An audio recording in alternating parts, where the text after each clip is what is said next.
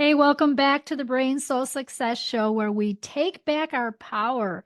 And today you're in for a real treat. I have my good friend here, Chana Ross, with us, and she is a holistic leadership coach. She's a women's health advocate, and she's the host of a podcast. She has the audacity.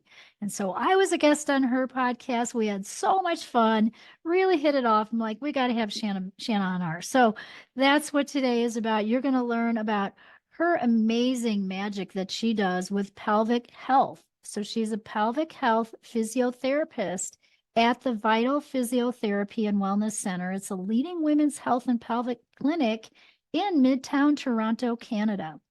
And Shanna is dedicated to empowering both her team, her colleagues, her clients through coaching, mentoring, and education to really see their value and help support them from their strength inside and out. That's where we kind of worked. Yeah, we share that, don't we? Yeah, absolutely. I Yeah, love we empowering do women that too. too. Yeah. And so, she's renowned for her expertise in pelvic health and in leadership, and also recovering from perfectionism and the realities of parenthood. So, as we were sharing earlier, I said, hey, how many kids do you have again? She has four beautiful children. So, amazing mom, amazing therapist, and a coach.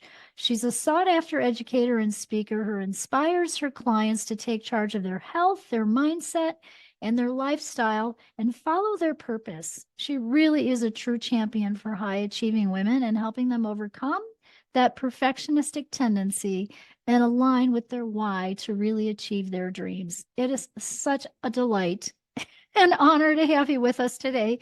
Thank you for being with us, Shanna. Thank you so much for having me. I love any opportunity to hang out. Oh, yeah, I know. Isn't it just, it's really fun. Conversations are really fun, and obviously the first question is, how did you even get into pelvic floor health? Like, how did you decide to go into that whole field? But I think like most people, we come to what we do because of what we've needed, right? The experiences that we've had.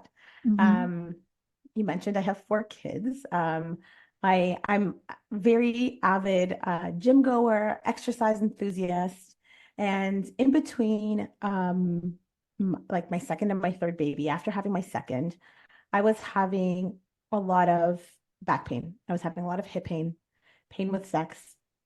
And I was very committed to getting my body back because, my eldest is 15 and my youngest is 5.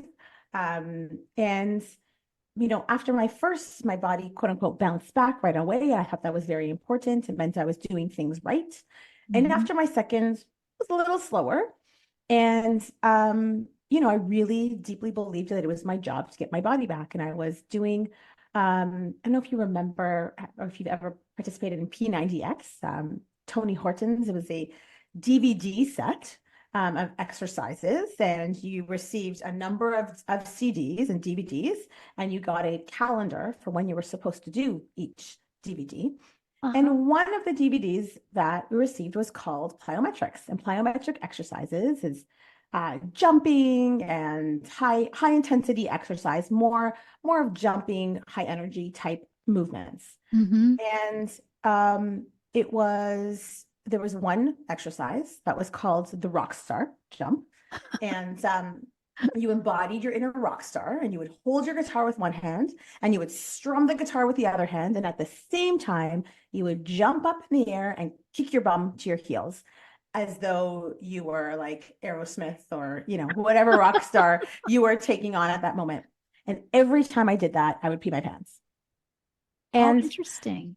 I went to my doctor, at this time I was already a physiotherapist. I was working, or, in the States, Hmm. they call it a physical therapist. I was working in an orthopedic clinic for spine, neck, back injuries, sport. And I had gone to my doctor and said, like, I've got like these things going on. And she sent me for an internal ultrasound. And let me say, like, I greatly admire my doctor. I think that she had the best of intentions. This was outside of the scope of what she was able to do. She saw the ultrasound results and said, nope, you're normal. Everything looks fine. And I really felt everything but fine. I really, I felt like the last time I did this, everything just worked again. What is wrong with me? I looked around at other people who are having babies, and they didn't seem to be having this pain or discomfort. They weren't leaking. What was wrong with me that my body wasn't doing all the things it's quote unquote supposed to do. Mhm. And at this time, the clinic that I was working in, there was one of the physios was getting trained in this thing called pelvic floor physiotherapy. Now, pelvic floor physiotherapists were just regular old physiotherapists who have additional training to provide internal vaginal and rectal assessments. So the pelvic floor muscles are muscles that go from the front of your pelvis back to the back to the Mhm. coccyx, your tailbone, and side to side from side, one sits bone to the other. And they're really important for continence, healthy sexual function, holding up all of your organs, core strength. Like they have a vast number of really important jobs to do, but Mhm. nobody ever talks about them. All I ever heard was Kegels. And I was very, on top of doing my Kegels during my pregnancies and afterwards. And Mhm. yet I was still leaking. And so this friend of mine was like, well, why don't you come and I'll assess you. And when she told me what was involved, I was like, there is no way that you are coming anywhere close to me with those fingers. Anyhow, she convinced me to come and Okay. informed consent and everything. Let's just say Yeah. that. And Louise, when I say it changed my life, what I mean it changed every part of my life. Now, it wasn't it's not just one and done. Like I went for a course of treatment, Mhm. but what this gave me was insight into what my body was doing, insight into what it wasn't doing. It empowered me to understand that there was really nothing wrong with me, but I just needed a little bit of support that nobody else had told me about. And I Mhm. really went in feeling like so many of my clients broken. Like there was something deeply wrong with me and my body. And what I got from this was not just a sense of self, not just a sense of empowerment, but actually this idea that like at this point I was really thinking about giving up on physiotherapy. I wasn't super interested in it anymore. I didn't feel inspired by helping people with shoulder pain and knee pain recover. And all kudos to everybody who does that. I really respected it. Mhm. It just Mhm. was no longer for me. It was not. It wasn't my deep why. And all of a sudden I understood that I could make a massive impact on people's lives in an area that they never even imagined that they could be supported in.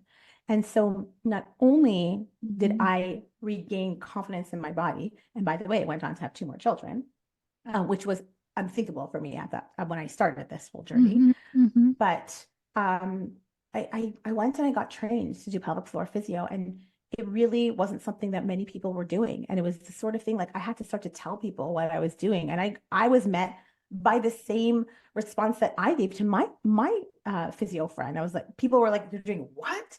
And I had to. It really built my confidence in being able to articulate what is the value that we're bringing a voice to issues that women are experiencing that nobody is talking about. We've all just been met with, well, you have painless sex, just have a glass of wine. Well, oh, you leak when you cough or sneeze. Well, thank God your kids are cute. Like they're so lucky they're cute because my body's broken. No, these are things we Wow. normalize is what we have to live with.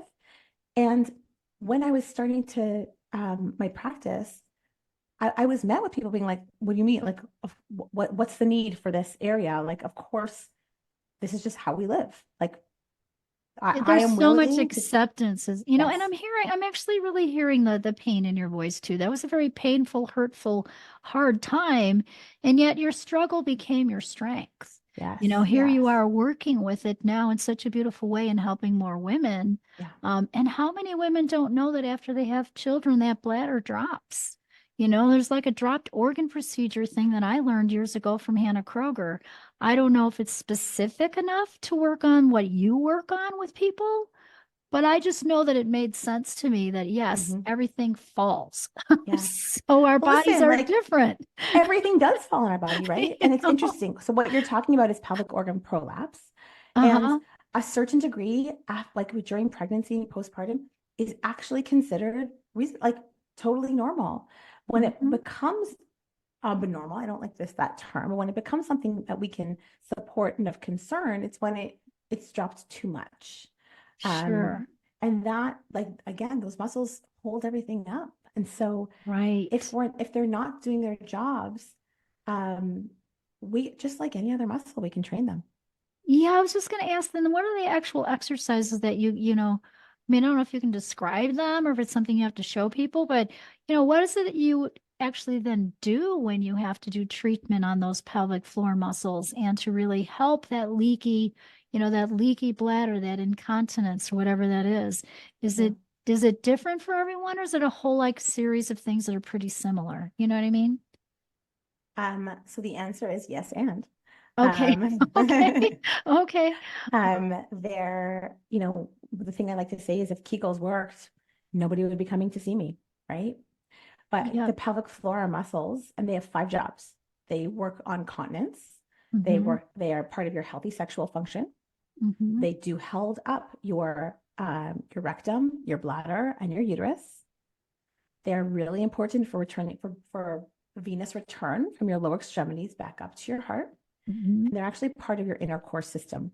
So when people talk about their core, and if you ever go to an exercise class and say, suck in your core, what they're actually talking about are your abdominal muscles. Right. Your core, your inner stability system, your inner pressure system is actually made up of, and you're going to like this because this is going to be very aligned with you. Are you ready? Uh-huh. Your breathing diaphragm, your Okay. innermost abdominal muscles, your innermost back muscles, and your pelvic floor. So the first things that we Ah, start to train our clients on is how to get the system going because no muscle works on its own. We have to mhm. work synergistically with the entire system. So just doing Kegels would be like teaching just one finger to bend if you wanted to work on grip strength. We Oh, good teach the example. system, right? Yes. Hmm. So it's not just about strength. So when we're looking at the pelvic floor, we think, oh, just Kegels because they have to be really, really strong. Well, actually, that's a very small snapshot of what we have to actually do. We need the muscles to be strong, true. We Hmm. actually have to teach them to turn on at the right time. Because if you sneeze or you jump on the trampoline and then you Kegel, your pelvic floor turns on, well, you're going to leak because those muscles have to turn on to counteract that downward pressure. So we have to make sure that those muscles are working at the right time. We also have to make Okay. sure that they're flexible. So it's not just about being able to contract those muscles. We actually have to learn how to relax those muscles. And in a system that's working optimally, if you think about your breathing diaphragm, it's sort of upside down U-shaped and it goes underneath your ribs, right? Hmm. Hmm. And that's part of our this core system, but it's also part of our respiratory system. So when it works, when you take a breath in, a diaphragmatic breath in, you're actually bringing that diaphragm down into the abdominal cavity. So it turns into a U shape so that your lungs can expand and take in more air, right? And Uh-huh. it pushes all of your abdominal contents, your intestines, your kidney, your spleen, your gallbladder, everything downwards. And what should happen in a really well functioning system is the pelvic floor should relax and receive that pressure on the Okay. inhale. That makes And your sense. belly should relax, right? Your abdominal Hmm. muscles should relax. On the exhale, the diaphragm springs back up and the belly, both the innermost abdominals and the pelvic floor should contract. So the first thing we start to teach our clients is actually how to coordinate that system. Number one, how to not be breathing up in our necks and using all of our accessory muscles, how to actually Uh-huh. start to utilize your diaphragm, which requires our clients to slow down, which Hmm. is usually the most uncomfortable part about you think the internal assessment's going to be uncomfortable, but no, that's the least uncomfortable. That's empowering. Right. Learning to slow down and breathe diaphragmatically and teach these muscles to work together and pay attention to them because this is an area we do not want to pay attention to. But actually learning to Hmm. turn inwards and pay attention and slow down is the first thing that we do. It's so interesting because that's in everything. So when you're saying slow down, first thing you do, the breathing, all of that. I mean, breath work is amazing. All of them, we're whole people. We need to do it kind of all, but when I say first thing, I'm thinking vagus nerve. So as you're talking, I'm thinking about what I see on my biofeedback devices and that I always work on balancing the vagus nerve, the longest nerve in the body, because that balances parasympathetic, sympathetic nervous system. So therefore, now we are slowing down. Parasympathetic is the system that slows you down, that how we should be when we're like eating a meal, when we're quiet and then the sympathetic, of course, the fight and the flight. So it is about slowing down even in this practice regarding our pelvic floor. Should I That's add on cool. even more to that?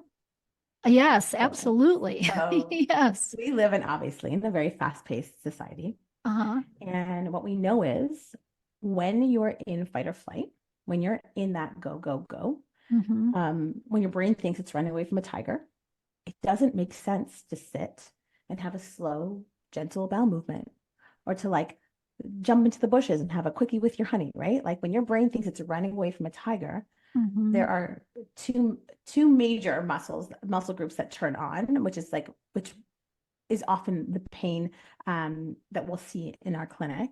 The neck, Mm-hmm. the neck muscles turn on, and so do the pelvic floor muscles. And so when we start to introduce the slow, gentle diaphragmatic breath, we're intentionally introducing it, not just for the purposes of lengthening the pelvic floor muscles, but also because number one, the diaphragm massages your intestines and it improves your digestion, Uh-huh. but also because if we're just learning to lengthen the pelvic floor and we are not addressing the whole person, we treat from a biopsychosocial model, which is your biology Mm-hmm. responds to your psychology and the social determinants of health. If we are only teaching muscle specific activities and then my client leaves and somebody calls them from their kid's school, they have to come pick up their kid, well, right away their pelvic floor is going right on again. We have Mm-hmm. to take it from a systemic perspective. That breathing is like it's intentionally one of the things that brings on that rest and relax and starts to give that nervous system capacity. Because without that capacity, doesn't matter what we do pelvic floor wise, they're always going to be receiving that protect, protect, protect signal. Yes, yes. And that protect signal, it's the signal of not feeling safe, you Yeah. know? And that's what I like to do with the brain system is clear the traumas and the patterns that have kept us like feeling not safe, feeling not secure, feeling not confident, whatever that is.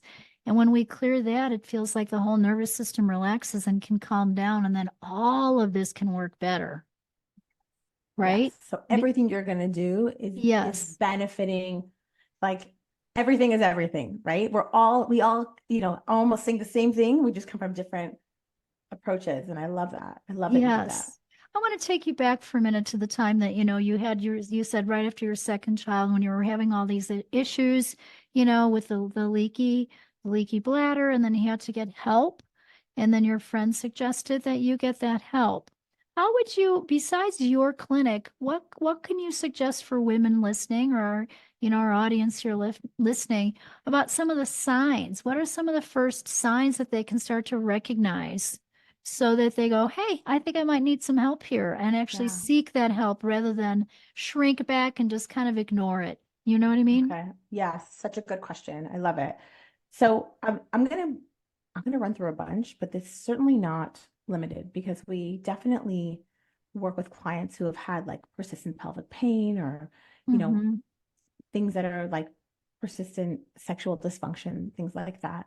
But I'm going to give you a list from the latter perspective, and then we Okay. can delve a little bit deeper into some of the other aspects. But, um, when we talk about leaking, what most people think about leaking is like a full bladder leakage. But leaking it's a black and white issue. Even if you have just had 4 coffees and you're jumping on the trampoline and your best friend tells you the funniest joke and somebody pushes you from behind, you should still not leak urine unless you're sitting on the toilet ready to urinate. Okay. Same thing with gas and stool. So these muscles should be able to hold in your urine all the time. We really ideally want people to be going to the washroom about 5 to 8 times a day to void. Okay. Okay. Um, you should be able to feel like a progressive filling of your bladder. For our clients who are like, they are walking and all suddenly have this sudden massive urge, that's actually a sign of a nervous system that's upregulated. It's not a sign that your bladder is small. So we have clients, leaking can happen with a cough, a sneeze, a jump, but it could also happen on the way to the washroom, not making it in time. Okay. Mm-hmm. Our clients who have small bladders. I was somebody who I thought I had a small bladder.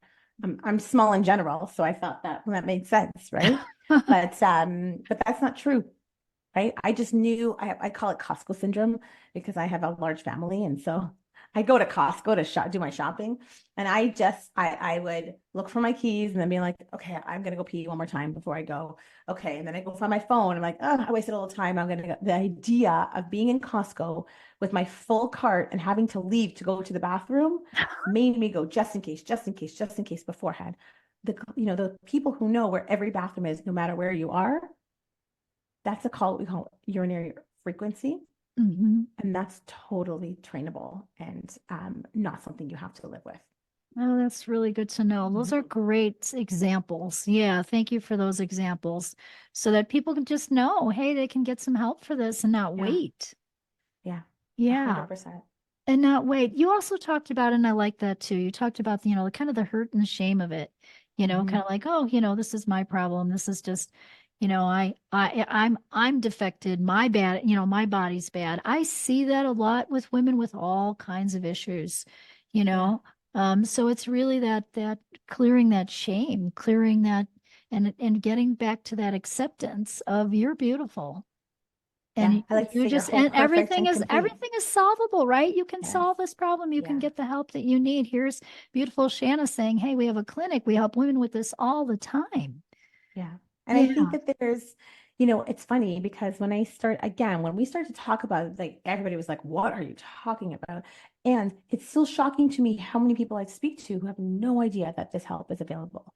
But when we used to talk about it, we would say, just because it's common doesn't mean it's normal. And I really have shied Mhm. away. I don't like that language anymore. I don't want to say you're not normal given those symptoms because it's your body and you get to choose where you put your time, energy, and attention into supporting yourself. But if you want the support is available to you. Yeah, beautiful. Beautifully said. Absolutely. Yeah. And this is fairly new too. Like I'm thinking about my past. I mean, I'm a little older than you.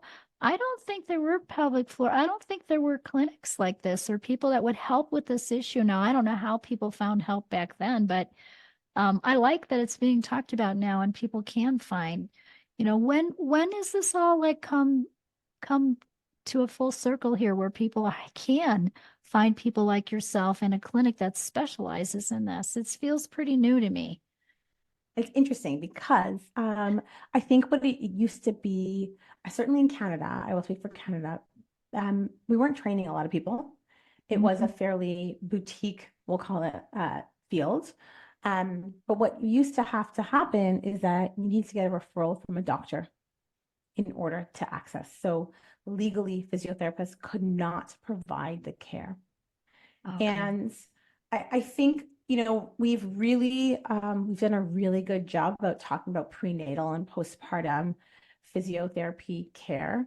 Hmm. And I think my next big push is going to be, the number one client base that says to me, I wish I would have known about this sooner, are my clients who are in perimenopause, menopause, and postmenopause. Because they're like, had I known, 20 years ago, I could have been trained before, I could have trained my pelvic floor before my hysterectomy, my bladder lift, that this was available to me and I could have done this and then I could have avoided that surgery. I wish someone would have told me. And so Right. the prenatal, we've done a lot of work around educating our clients about even anatomy and physiology and positions during and pushing practices for prenatal clients so that postpartum, their recovery is so much better. And, they understand where the support is available postpartum. The next big group of clients who I think still really, really need to be advocated for are our perimenopause and menopausal and postmenopausal clients, because that's another time where they're hearing, well, what did you expect? This is what life looks like after your period stops. And there is so much support available, and we're Yeah. just not talking enough about it. Yeah, no, that's beautiful. And I love all the different ages that you can address with that too. And like you said, the earlier, just like anything else, the earlier we catch it, the better, Yeah, but right? it's never too late. Exactly. It's never too late. Yeah. Yeah. That's really, really wonderful. Tell us about this aspect of that whole area you work in. I want to shift it a little bit to business. Hmm. What's helped you be successful in this business, Shanna? It's funny because I didn't know that I was marketing when I was marketing. Like those conversations that I was having with people after, like when I first went through my pelvic physiotherapy personal journey and got certified, I didn't even know that I was starting a business. Like I call myself an accidental entrepreneur. Um, and I really in those conversations, like inundating myself and just acclimating and almost like getting used to people saying no to me and then just moving on and continuing with that. I was so passionate and I am so passionate about what I do that if I wasn't right for somebody, I was like, okay, but there's somebody else who I am right for. And it turns out that many of those people who are like, what? You do what? A friend of theirs 10 days later was like, oh, I'm having this weird thing. And they were like, oh, that's so funny. Kind of was just talking to me about that. And so I think that a Mhm. huge piece of this was just, I don't shut up. Oh, no, that's really awesome. We can tell you're passionate. And, I always about what you do. And again, it's like because that came from your own struggle. When things come from our own struggle, we want to turn it around and then we learn some things like you did, and you did such a beautiful job with that. But I love that. That's really, really awesome because you're right. You tell a friend and Yeah. who knows where it kind of goes. Yeah. And whereas Yeah. like now, I'm in business masterminds and different things and they talk about like intentional networking and like all these things. And I reflect back and I'm like, I was doing that, but I wasn't, it was just very intuitive. It wasn't because I was purposefully looking around and saying, who should I network with? I Hmm. was just talking to people I thought I could help. Right. Right. Well, you're coming from that really genuine place. Yeah. Yeah. That genuine place of passion and really just helping educate people on it too. Yeah. Yeah. Yeah, It you was do a fun. beautiful job with that. Hey, how do you manage four kids and your business? Well, this is an ever evolving answer, I will say, okay? Okay. The truth is, like, if we're going to get down to the nitty-gritty, when I went from um, taking my massage table and traveling to people's homes, which was literally how I started seeing clients. I had all these, this is my side hustle. I had other positions as a physiotherapist, and I was going to people's homes to treat them in my spare time, quote unquote. And it grew to a place where I um had a lot of road rage and I gave up my other jobs and I was all of a sudden self-employed, that accidental entrepreneur, and I would drop off my kids at school, take my massage table, drive around the city to see my clients, come pick up my kids, um, feed them dinner, take them for the extracurriculars, put them to sleep, and then I'd head out again and see two more people at night. And Wow. everything works until it stops working. And so that stopped working. I was really burnt out. I was getting really tired. And I was like, okay, I'm spending a lot of time traveling. I need Mhm. to invest. And so I invested in renting a space. Mhm. And so then all of a sudden I had more capacity. And then like thankfully, we grew to fill up that space. And I was back to back with clients there. And during that time, even in the evenings, I was doing Facebook Lives. I was speaking at different events. I was out and about and I was like, tell the world. And that really worked. My kids were younger and I could put them to bed and not think about them again for the night, although, I love them and thought about them. Mhm. Um, but my kids are older now. I've got, older teenagers. They need me at night. I can't do that anymore. And Mhm. so as it was very fortunate as my business grew and I hired more people. I was like, I can't do this alone. So I hired another physio. My role now has really transitioned to I see clients once a week. Mhm. Most of my time is spent um, working with coaching my physiotherapists on my team, coaching my management team, my admin team, Mhm. I do leadership coaching for women as well. And that all happens right now for the most part between 9:30 and 3:30 when I pick up and drop off my kids. Because I no longer get to put my kids to bed and then have an evening free. I don't have that anymore. They Right. need me. And so Mhm. very fortunately, I'm not the only, I would have actually felt terrible telling clients I can't see you if somebody came to me and they really needed help. Now I can just say, one of my amazing team members can see you. I've Right. trained them. We've spent so much, I've like really, really have a very honed process for onboarding, which is about 6 weeks long with a full training. We've got mentorship program for my more mature physios and my younger physios. Like I know that the care they're going to get is stellar. And Mhm. so I can say, I'm not going to be seeing you, but you're going to get amazing care. And I'm going to be with my kids right now because that's what they need from me. You did a great job in your transition here, listening to what you needed. Yeah, at each I mean, it step of the felt a lot way. messier than it sounds right now. Yeah, yeah, I understand. I understand because it different but similar for myself too. Yeah. If I look Yeah. back on, my first business, Albuquerque, when I had a brick and mortar clinic, and how Yes. I built that with referrals, and how I worked, you know, um, there a lot and how it did all the speaking and all the TV and all that, all the stuff, Yeah. with that too. Yeah, absolutely. Yeah. Yeah. And then And it times works until it change. doesn't. Yeah. Yeah, it works until it doesn't. And then you need to shift it. And you did a great job, shifting that. And look at how many more people you can serve since you do have, help. I've Yeah. got some exceptional helpers. Yeah, no, that's really, really awesome. That's absolutely awesome.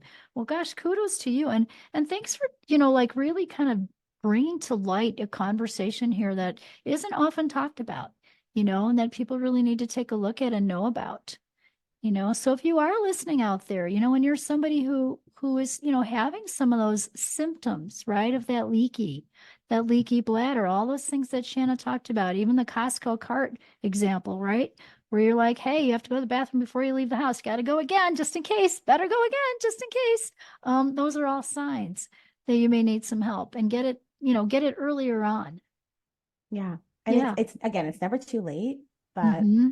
I really want people to hear you're not broken. You're not broken. Yeah. And, Yeah. the thing that I love to say is like, I'm trying to think who this quote is from, so I'm going to butcher it a little bit, but you're both a work of art and a work in progress. So we don't want Mhm. to come about, I don't want you to look at your body and say, I'm broken, you need to fix me. You can just steer your own ship and you can grow so much. Absolutely. And we're all on that self-growth journey, right? We're all on that journey of growing Yes. ourselves. And so here, and I know that you have a beautiful, also just for even people who are listening and they don't live in Toronto, Canada. I know that you have a class coming up where you can teach long distance some of these amazing tools and exercises for people to, you know, get that healthy pelvic floor and those muscles intact and all that. So tell us a little bit about that, Shanna.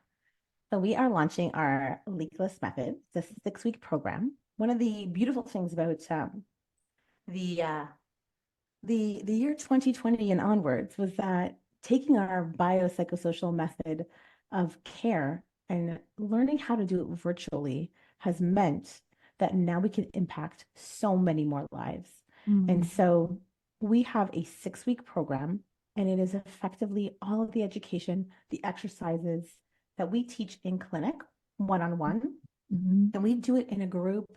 And the best part about this is like we get to cheer each other on and hear that we're not alone in what we're experiencing. But these it's a six weeks to teach you all of the tools to help you to take control of your own pelvic health journey. And not only is it empowering, but it's really what I think is it should be the book that every single person gets. It's like a how-to for your bladder pelvic health and Nice. personal care, because a lot of the things we talk about, I hear so much like, you have to bad to hold in your pee because you'll get a bladder infection. Not true. There's a lot of things that we thought were true about our bodies that are not, and that Mhm. are actually hindering our personal growth and our self-care. Oh, that's awesome. Yeah, that's really, really awesome. So I think we'll post the link here below. Also tell us how they can get in touch with you. I love it. So first of Yes. all, I one of the things that I love, and I do speak a lot, movies with people who are all over the globe. And but I will say is if you are interested in pelvic health physiotherapy and you don't live in Ontario, you can still connect with me and I'm going to help you find an amazing practitioner near you.